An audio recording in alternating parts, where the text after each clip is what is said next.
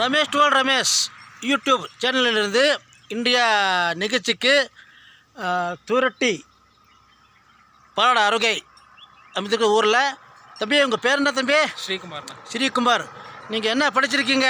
M Com C A. நான் பார்த்து பிடிச்சி போச்சு. அதனால எம்காம் சிஏ படிச்சுக்கிட்டு இப்போ என்ன பண்ணிகிட்ருக்க? ஃபார்மிங் பண்ணுறேன், டெய்லி ஃபார்ம். இப்போ என்ன பண்ணிகிட்ருக்க? இந்த தம்பி உங்கள் பேர் ஸ்ரீகுமார். முடிச்சு எத்தனை வருஷம் ஆச்சு? 3 மாதம் தான் ஆச்சு. 3 மாதம் ஆச்சு. வேலை இன்னும் வேலை போகணும் ஆசை இருக்கா, இல்லை இது இப்படி மாடு மேய்க்கணும் ஆசை இருக்கா? இல்லை, வேலைக்கு போன 1 மாதம் எதுவும் செட் ஆகலை. பீஸ்ஃபுல்காக இது பண்ணிட்டு இருக்கேன். பீஸ்ஃபுல், ஒரு அமைதிக்காக. ஒன்று பார்த்து ரொம்ப பிடிச்சி போச்சு. இன்னும் இவ்வளோ அழகாக பிறந்து இவ்வளோ படிச்சுக்கிட்டு நான் யூடியூபரு. அந்த சேனல் இன்னையோட 65,000 இப்போ ரீச் ஆக போகுது. சப்ஸ்கிரைபர் 400 ரீச் ஆக போகுது. நான் வந்த இடத்துல வேறு சாங் பண்ண வந்தேன். உங்களை பார்த்து பிடிச்சி போச்சு. தம்பி பேர் என்ன சொன்னீங்க? ஸ்ரீகுமார். நான் வந்து யூடியூபர் அண்ட் கவிஞர் ரமேஷ் ராஜா. சரி, நீ வந்த இடத்துல நிறுத்தி வச்சு பேடி கண்டதுக்கு நான் உனக்கு பெரிய அண்ணா தான். ஆனாலும் மன்னிக்குவோம்.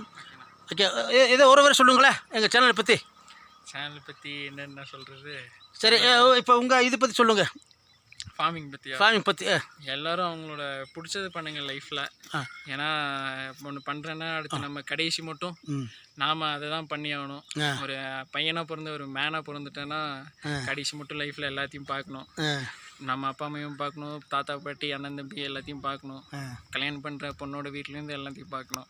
சரி, எல்லாம் சம்பாதிக்கணும்னா நல்ல காசு சம்பாதிக்கணும். அது நம்ம பீஸ்ஃபுல்லாக சம்பாதிச்சுட்டு பெரிய லெவலில் பண்ணிட்டு போகலாம் அப்படின்னு சொல்லிட்டு பண்ணிட்டு. சரி, பரவாயில்ல. நீங்கள் ஏதோ வேலை மாடு ஓட்டிகிட்டு இருக்கீங்க. உன்னை நிப்பாட்டி வச்சு பேட்டி எடுத்ததுக்கு நன்றி. ஓகேவா? தம்பி உங்கள் பேர் என்ன சொன்னீங்க? ஸ்ரீகுமார். ஸ்ரீகுமார். ஓகேவா?